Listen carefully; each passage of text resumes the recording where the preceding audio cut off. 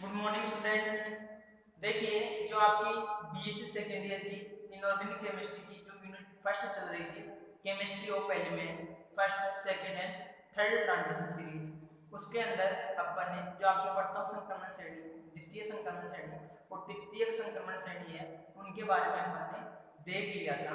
ठीक है, उनके अंदर अपन ने जो आपकी प्रथम संक्रमण श्रेणी है उसकी ऑक्सीजन अवस्थाओं के बारे में भी देखा था कि प्रथम संक्रमण श्रेणी कौन कौन सी होता है, जो प्रथम संक्रमण श्रेणी के जो तत्व हैं वह कौन कौन सी ऑक्सीजन अवस्थाएं प्रदर्शित करते हैं। ये क्वेश्चंस भी देख लिया था अपन ने। साथ ही अपन ने यह भी देखा था कि जो आपके संक्रमण तत्व हैं वह परिवर्तनशील ऑक्सीजन अवस्था क्यों प्रदर्शित करते हैं। ये चीजें अपन ने पिछली क्लास में देख ली थी। आज का आपका नेक्स्ट क्वेश्चन है जो प्रीवियस ईयर के एग्जाम्स में पूछा हुआ है कि जो क्रोमियम और कॉपर है उनके द्वितीयक आयनन का मान अपने निकटवर्ती तत्वों की तुलना में अधिक क्यों होता है। कहने का मतलब क्या है कि जो कॉपर और क्रोमियम है उनके द्वितीयक आयनन का मान ज्यादा क्यों होता है, ये चीज अपने को देख ली। तो देखिए क्वेश्चन क्या है। क्वेश्चन है आपका क्रोमियम तथा कॉपर के द्वितीयक आयनन विभव के मान,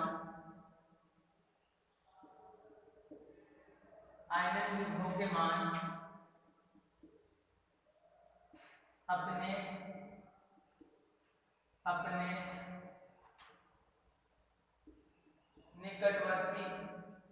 अपने निकटवर्ती तत्वों से ज्यादा क्यों होते हैं, क्यों होते हैं। यह है आपका क्वेश्चन। ये क्वेश्चन से एग्जाम में कई बार पूछा हुआ है कि क्रोमियम तथा कॉपर के द्वितीयक आयनन विभव के मान अपने निकटवर्ती तत्व है उनकी तुलना में ज्यादा क्यों होता है।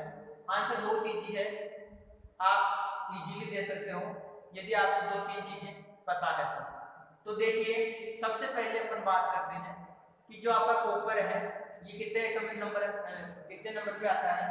आपका जो कॉपर है इसका एटॉमिक नंबर कितना होता है बताइए।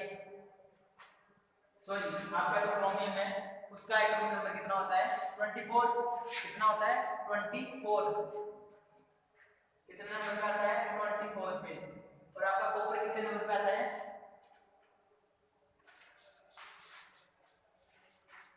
कितने नंबर पे आता है कॉपर। कॉपर आता है 29 नंबर पे। तो ये है आपका कॉपर, ये कितने नंबर पे आएगा 29 नंबर पे। तो देखिए क्रोमियम और कॉपर में यदि मैं क्रोमियम के इलेक्ट्रॉनिक विन्यास की बात करूं तो आपका इलेक्ट्रॉनिक विन्यास क्या होगा। क्रोमियम का इलेक्ट्रॉनिक विन्यास होगा आर्गन 18 3d5 4s1। ठीक है, यही होगा क्योंकि S में वैसे 4s में 2 इलेक्ट्रॉन्स होते हैं लेकिन हाफ फील्ड कॉन्फ़िगरेशन ज्यादा स्टेबल होता है इसलिए एक इलेक्ट्रॉन d में चले जाएंगे और d का हाफ फील्ड ऑर्बिटल जो आपका इलेक्ट्रॉन विन्यास है वो अर्धपूर्ण पूरित हो जाएगा। अर्धपूर्ण पूरित विन्यास वाले आपके कंपाउंड्स क्या होते हैं, ज्यादा स्टेबल होते हैं। तो इसका क्या होगा आर्गन 18 3d5 4s1। क्लियर। ऐसे इसका देख लो कॉपर का इलेक्ट्रॉन विन्यास क्या होगा देखना, ये आपका आर्गन कितने नंबर पे 18 नंबर पे।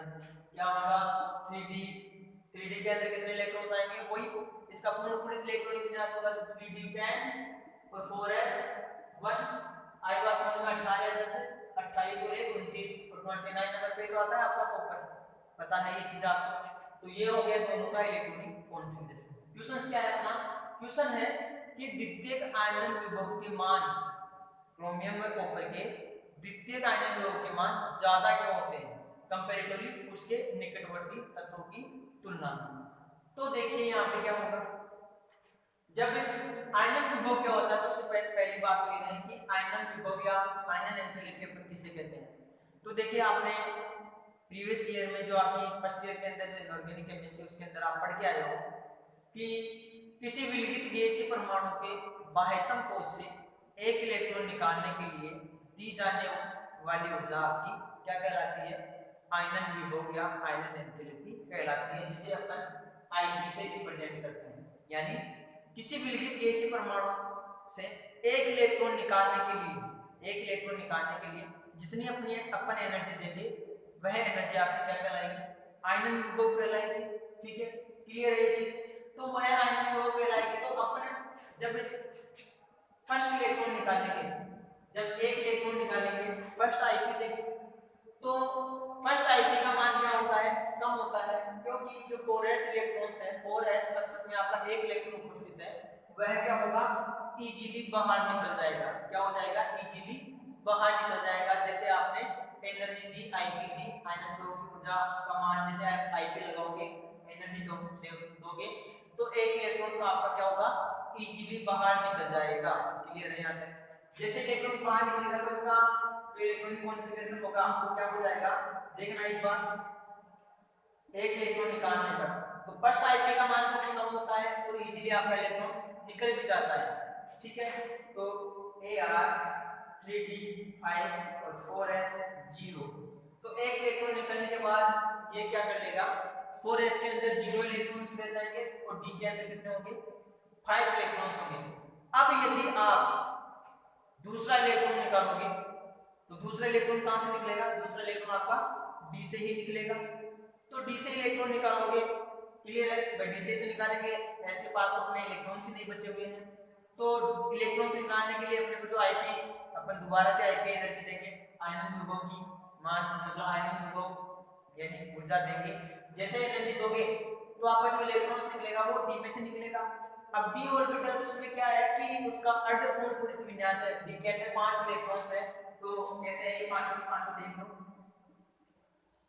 1 2 3 4 दिख रहा है, थोड़ा ऊपर लिख देते हैं, ये लो यहाँ लिख देता हूँ मैं इसका 18 आर्गन 3d5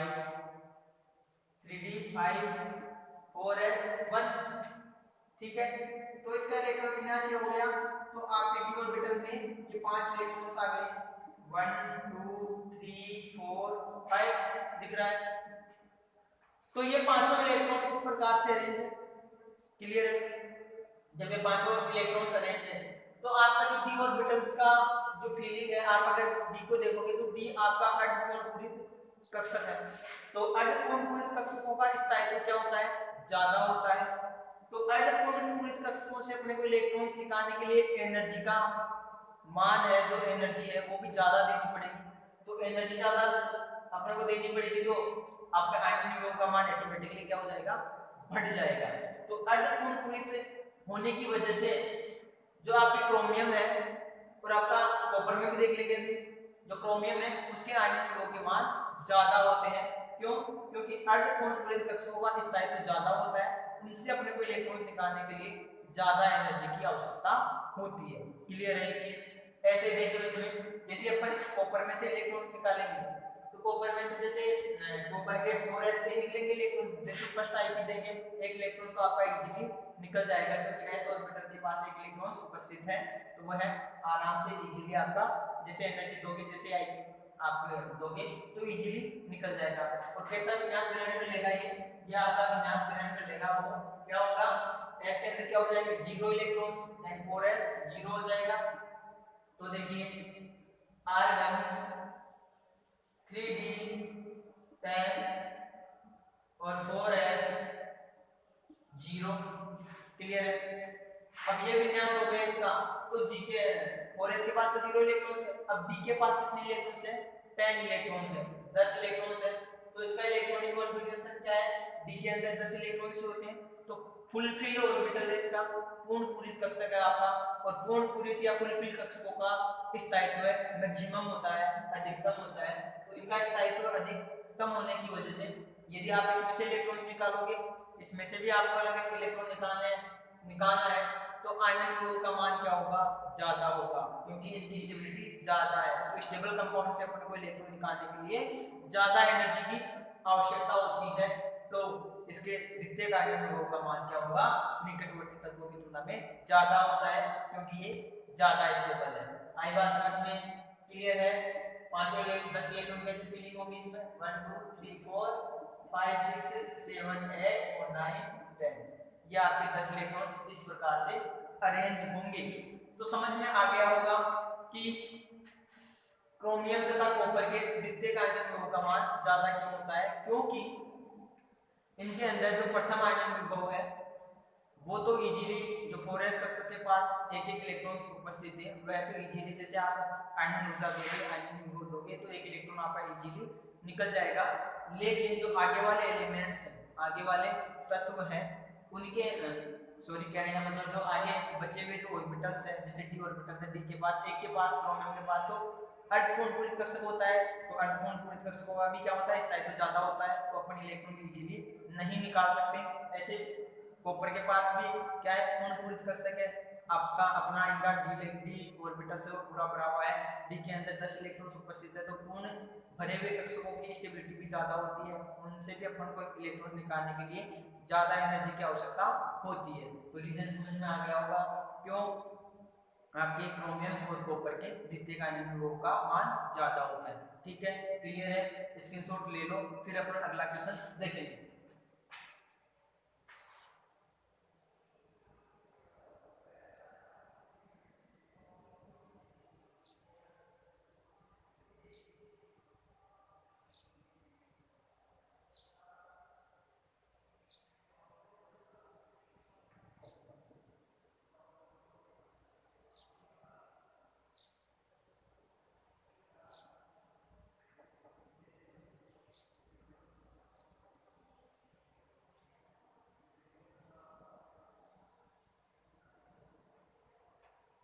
आगे देखो, हो गया।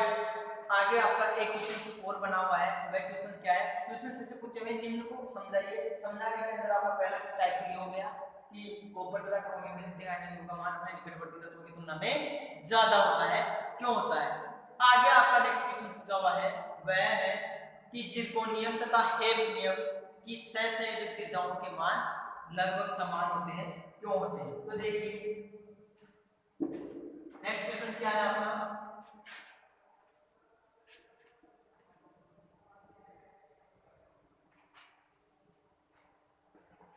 नेक्स्ट क्वेश्चन है आपका जिरकोनियम Zr तथा हेफनियम H है, हेफनियम की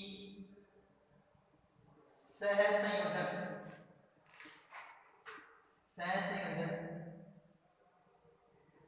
त्रिज्याओं के मान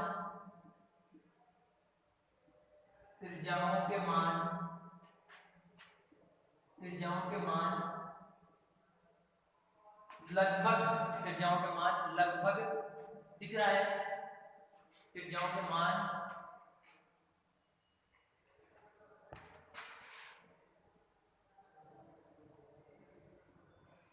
सहसंयोजक त्रिज्याओं के मान समान होते हैं, क्यों। तो देखिए इनकी त्रिज्याओं के मान समान क्यों होते हैं, क्लियर है। तो देखो इसका आंसर क्या होगा,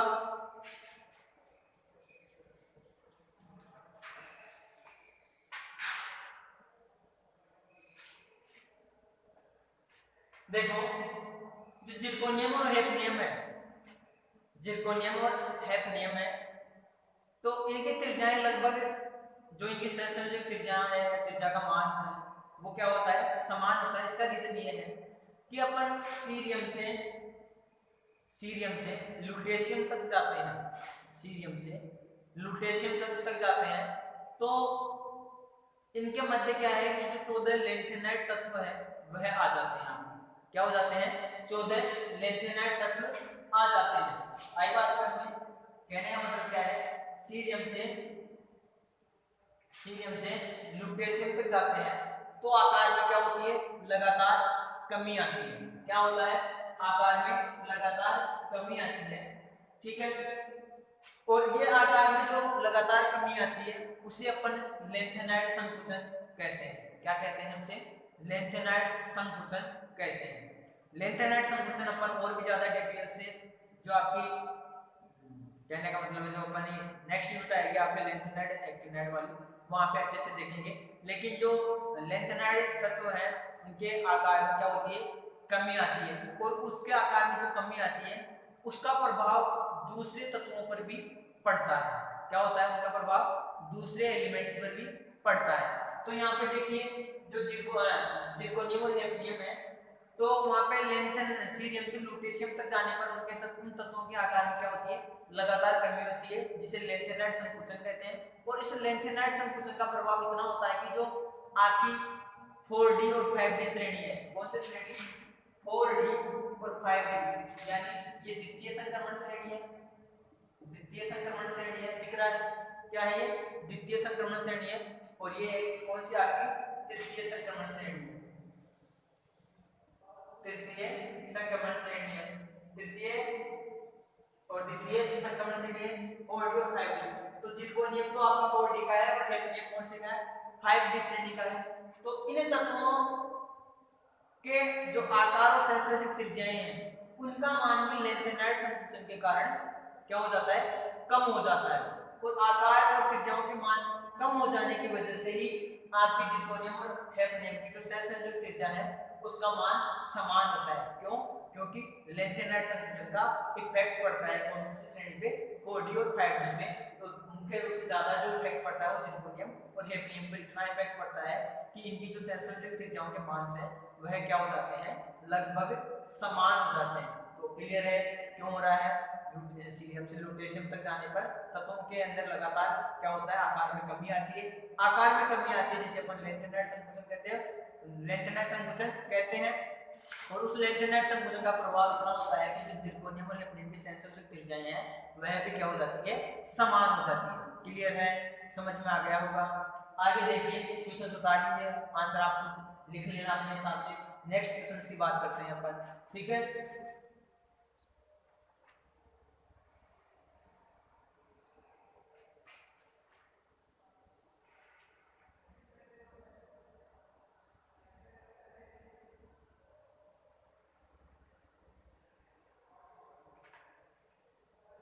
आगे क्वेश्चन दे रखा है, आगे के क्वेश्चन और पूछा हुआ है, वो क्वेश्चन से देख लीजिए।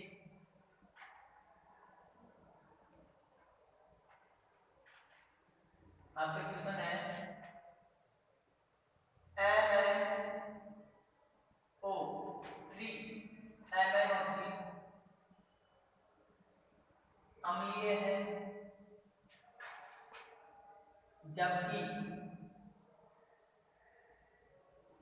MnO क्षारीय होता है।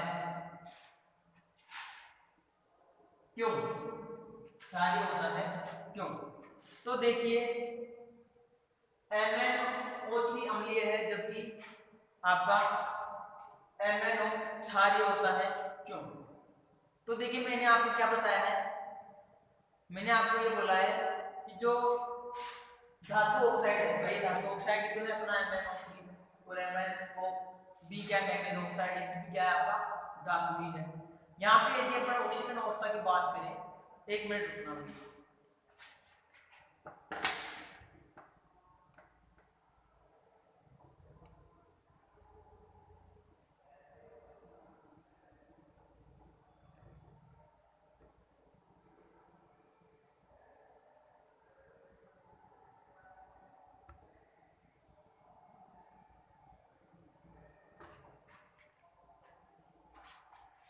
देखिए वापस से कि मैंने आपको ये बोला है कि जो आपके धातु ऑक्साइड है उन धातु ऑक्साइडों में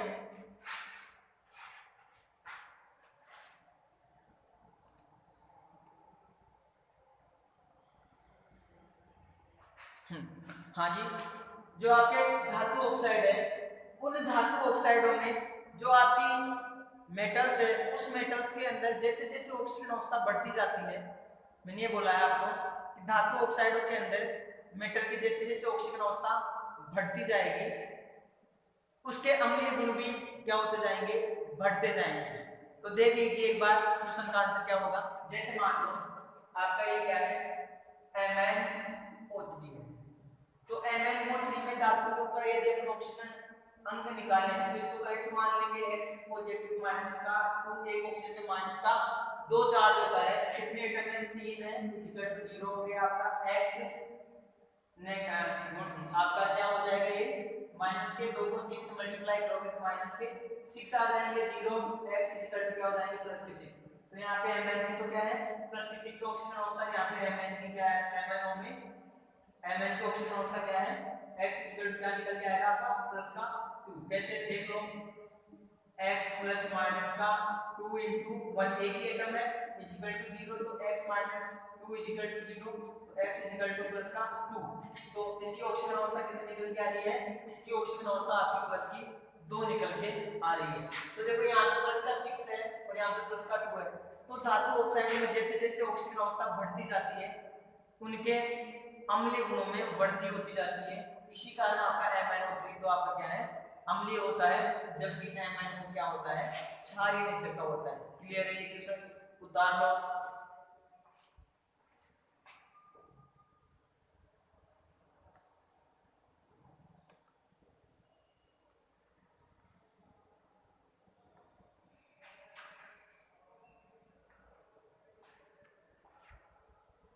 आगे देखिए, एक क्वेश्चन की और बात करते हैं।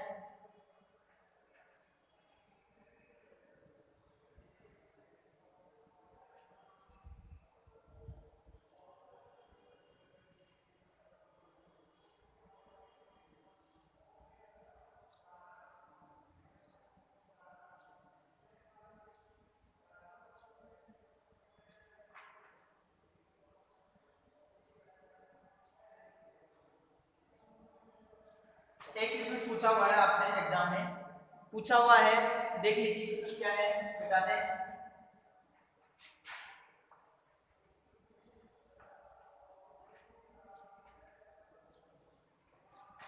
संक्रमण धातु में क्वेश्चन है, संक्रमण धातु में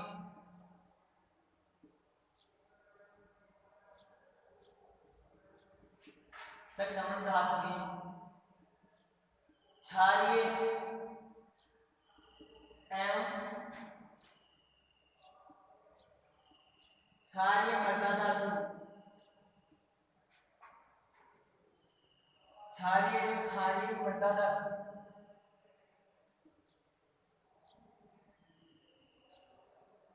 की तुलना में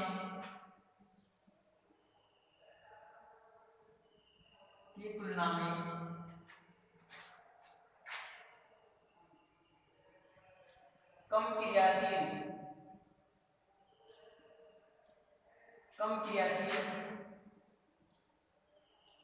होती है, क्यों? ठीक है, ये क्वेश्चन आपसे एग्जाम में पूछा हुआ है। तो देखो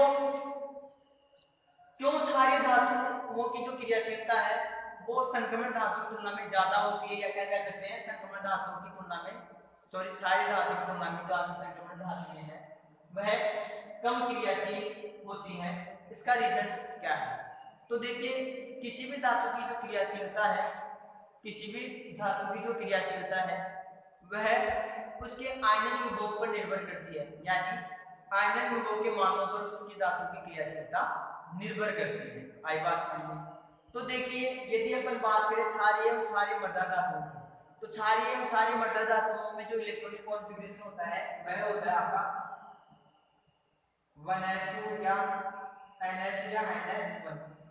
ठीक है, यही होता है लगभग आपका आउटरमोस्ट शेल का। अगर अपने इलेक्ट्रॉनिक कॉन्फ़िगरेशन देखें तो आपका क्या होता है, ns2 और ns1।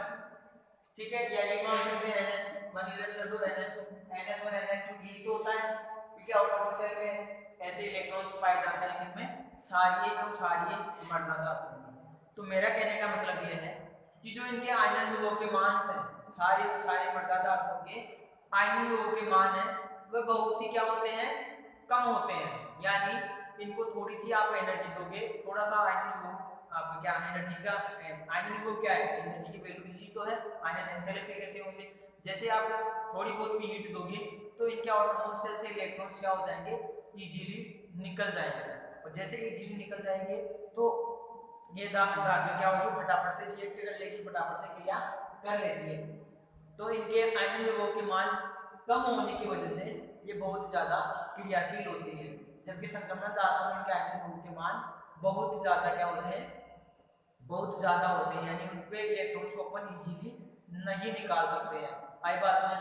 तो इनके इलेक्ट्रॉन्स को इजीली नहीं निकाल सकते, तो अपन क्या करेंगे, आईपी की वैल्यू ज्यादा लगेगी, आयनन विभव का मान क्या होगा, ज्यादा होगा, यानी अपने को एनर्जी ज्यादा देनी पड़ेगी। तो इस वजह से आपकी जो संक्रमण धातुएं हैं वह कम क्रियाशील होती है, जबकि आपकी जो एस ग्रुप की धातुएं हैं उनके आउटरमोस्ट शेल में क्या जनरली इलेक्ट्रॉन और वन इलेक्ट्रॉन्स पाए जाते हैं। तो ये इलेक्ट्रॉन्स क्या होते हैं, जैसे आप इन्हें एनर्जी दोगे फटाफट से निकल जाएंगे। चाहे तो आप देख लो, जैसे सोडियम की बात करें, सोडियम कितने नंबर पे आता है, 11 नंबर पे आता है आपका सोडियम। तो इसके इलेक्ट्रॉनिक कॉन्फ़िगरेशन की बात करें तो क्या हो जाएगा आपका 1s2 2s2 2p6 और 3s1। तो देखो आउटरमोस्ट शेल में 1 इलेक्ट्रॉन आ रहा है, 3s1। तो ये जो s इलेक्ट्रॉन ऑर्बिटल में जो आपका 1 इलेक्ट्रॉन उपस्थित है, ये जो 1 इलेक्ट्रॉन है, ये इजीली जैसे अपन आयनन ऊर्जा लगाएंगे, आयनन एंथैल्पी मतलब आयनन ऊर्जा देंगे, जैसे अपन इसको हीट देंगे, ये इलेक्ट्रॉन आपका इजीली क्या हो जाएगा, बाहर निकल जाएगा। तो इनके आयनन विभव का मान कम होने की वजह से ये फटाफट से रिएक्ट कर लेते हैं, और इसीलिए क्षारीय और क्षारीय मृदा धातु आपकी क्या होती है, अधिक क्रियाशील होती है। क्लियर है, समझ में आ गया होगा, उतार लीजिए।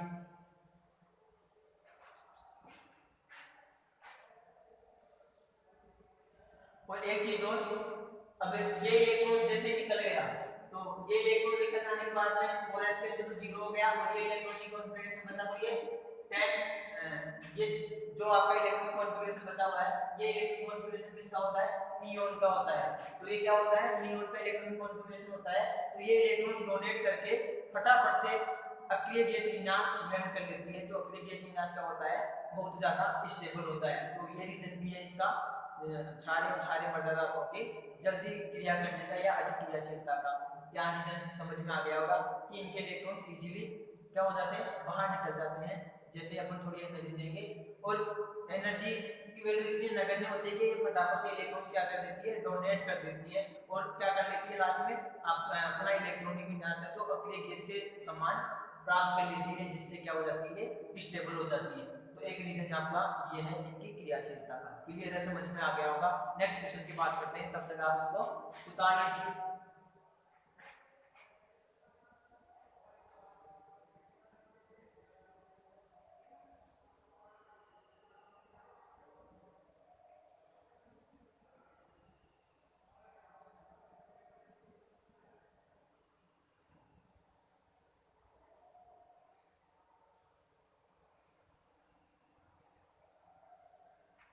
आगे देखिए, एक क्वेश्चन और पूछा हुआ है आपसे। वो क्वेश्चन है कि संक्रमण तत्वों के अनुचुंबकीय गुणों की व्याख्या कीजिए। संक्रमण तत्वों के अनुचुंबकीय गुणों की व्याख्या कीजिए।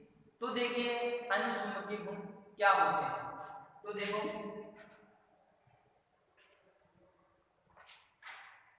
संक्रमण तत्वों के अनुचुंबकीय गुणों की व्याख्या कीजिए। संक्रमण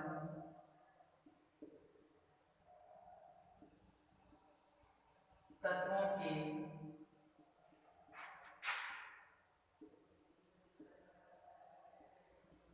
अनुचुंबकीय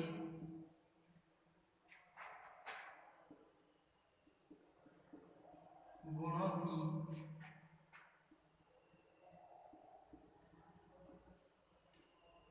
व्याख्या कीजिए। यानी आपको अनुचुंबकीय गुण बताना है किसके अंदर, संक्रमण तत्वों के अंदर। तो देखिए कोई पदार्थ कितना ज्यादा चुंबकीय गुण रखता है या अनुचुंबकीय होता है या प्रतिचुंबकीय होता है, ये डिपेंड करता है उसमें उपस्थित अयुग्मित इलेक्ट्रॉन्स की संख्या पर।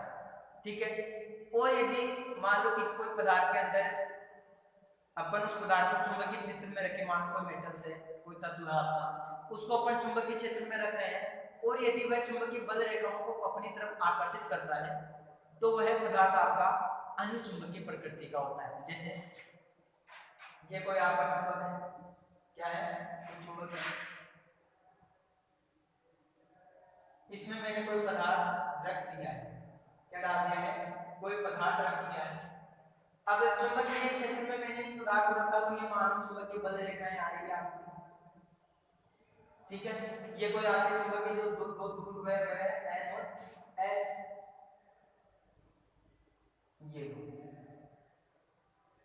ये चुंबकीय बल रेखाएं इसमें से गुजर रही है।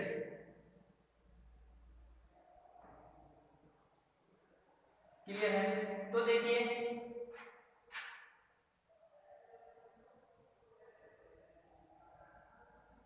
तो यहाँ पे देखिए इस पदार्थ में से यदि किसी पदार्थ को चुंबकीय क्षेत्र में रखने पर चुंबकीय बल रेखाएं उसमें से होकर गुजरती है तो वह पदार्थ आपका अनुचुंबकीय प्रकृति का होता है, अर्थात यह चुंबकीय बल रेखाओं को अपनी तरफ आकर्षित करता है, ठीक है। क्लियर है? तो ऐसे पदार्थ जो चुंबकीय बल रेखाओं को आकर्षित करते हैं अनुचुंबकीय पदार्थ कहलाते हैं। ये क्या है आपकी चुंबकीय बल रेखाएं, ठीक है। या चुंबकीय बल रेखाओं का आकर्षण, ये NS दो ध्रुव है।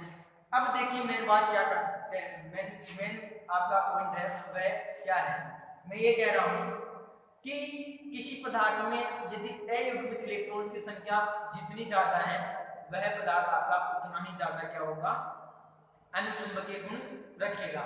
यानी अयुग्मित इलेक्ट्रॉन से यानी आपके नॉन बॉन्डिंग इलेक्ट्रॉन उपस्थित है, नॉन बॉन्डिंग सॉरी अयुग्मित यानी जिनकी पेयरिंग नहीं हो रही है, तो जिनके अंदर जितने ज्यादा अयुग्मित इलेक्ट्रॉन्स होंगे वह पदार्थ आपका उतनी ही ज्यादा क्या होगा, उतनी ही ज्यादा अनुचुंबकीय गुण रखेगा। यदि किसी पदार्थ में आपके यदि युग्मित इलेक्ट्रॉन्स है तो युग्मित इलेक्ट्रॉन्स वाला पदार्थ आपका कौन से गुण रखेगा, वह आपके प्रतिचुंबकीय गुण रखेगा। आई बात समझ में? तो देखिए एक चीज और बता देता हूं,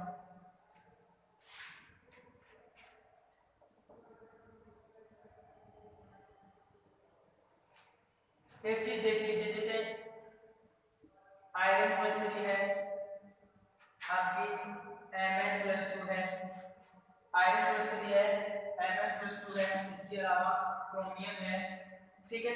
इनके अंदर क्या है, इनके अंदर अयुग्मित इलेक्ट्रॉन की संख्या मैक्सिमम होती है। चाहे तो आप इलेक्ट्रॉनिक विन्यास लिखकर डी ऑर्बिटल्स में इलेक्ट्रॉन्स की फिलिंग करके देख लेना कि इनके अंदर क्या होता है, इनके अंदर अयुग्मित इलेक्ट्रॉन की संख्या ज्यादा होती है। जैसे Mn के अंदर अपन बात करें, Mn के प्लस 2 ऑक्सीजन होता है तो विन्यास क्या होता है इसका, दिख रहा है नीचे, यहाँ लिख देता हूं। जैसे Mn है, Mn+2 है तो इलेक्ट्रॉन विन्यास क्या होगा इसका 3d5 और 4s 0 ये होगा। तो d में कितने इलेक्ट्रॉन्स हैं, 5 इलेक्ट्रॉन्स हैं, तो पांचों के पांचों क्या है, अयुग्मित इलेक्ट्रॉन्स हैं, तो ये बहुत ज्यादा अनुचुंबकीय प्रकृति का होगा। तो क्रोमियम मैंगनीज आयरन जो डी ब्लॉक के तत्व हैं ये क्या है, ये अनुचुंबकीय प्रकृति के होते हैं क्योंकि इनके अंदर अयुग्मित इलेक्ट्रॉन की संख्या क्या होती है, ज्यादा होती है। आई बात समझ में? जबकि इसके अलावा जो आपका कैडमियम है, Hg है, ठीक है, और जिंक है, जिंक कैडमियम Hg कल भी बताया था मैंने इनके बारे में।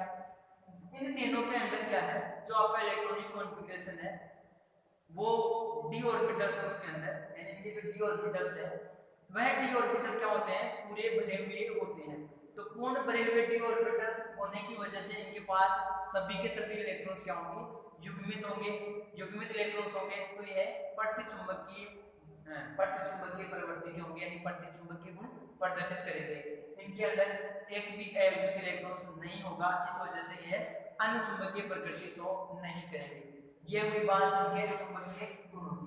तो कुल मिला के बात यह है कि जिंक कैडमियम Hg आपको प्रतिचुंबकीय होते हैं, जबकि ये मेटल्स है आयरन मैंगनीज क्रोमियम ये धातु क्या करती है, इनके पास अयुग्मित इलेक्ट्रॉन्स उपस्थित होता है। तो अयुग्मित इलेक्ट्रॉन्स उपस्थित होने के कारण यह अनुचुंबकीय प्रकृति की होती है, जबकि बाकी के प्रतिचुंबकीय प्रवृत्ति के होते हैं, ठीक है। जैसे जिंक कैडमियम Hg जिनमें युग्मित इलेक्ट्रॉन्स होते हैं वह प्रतिचुंबकीय प्रकृति के होते हैं, ठीक है। तो ये चीजें समझ में आ गई आपको कि अनुचुंबकीय गुण, तो अनुचुंबकीय गुण कौन सी धातु प्रदर्शित करेगी, जिनके पास अयुग्मित इलेक्ट्रॉन की संख्या ज्यादा होती है वह सभी धातुएं अनुचुंबकीय गुण प्रदर्शित करती है और अनुचुंबकीय पदार्थ चुंबकीय बल रेखाओं को अपनी तरफ आकर्षित करते हैं।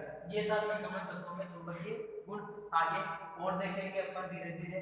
आगे नेक्स्ट क्वेश्चन आपका कौन है, इसके बाद में आप बोर मैग्नेट्रॉन इकाई वगैरह आपके चुंबकीय आघूर्ण का मान कैसे कैलकुलेट करते हैं वो भी आपके चुंबकीय आघूर्ण का मान कैलकुलेट करने का तरीका मैं आपको अगला एक क्वेश्चन सॉल्व पूछा हुआ एग्जांपल क्वेश्चंस में बताऊंगा कि चुंबकीय आघूर्ण कैसे कैलकुलेट करते हैं। वह चुंबकीय आघूर्ण भी आपके अयुग्मित इलेक्ट्रॉन की संख्या पर ही डिपेंड करता है।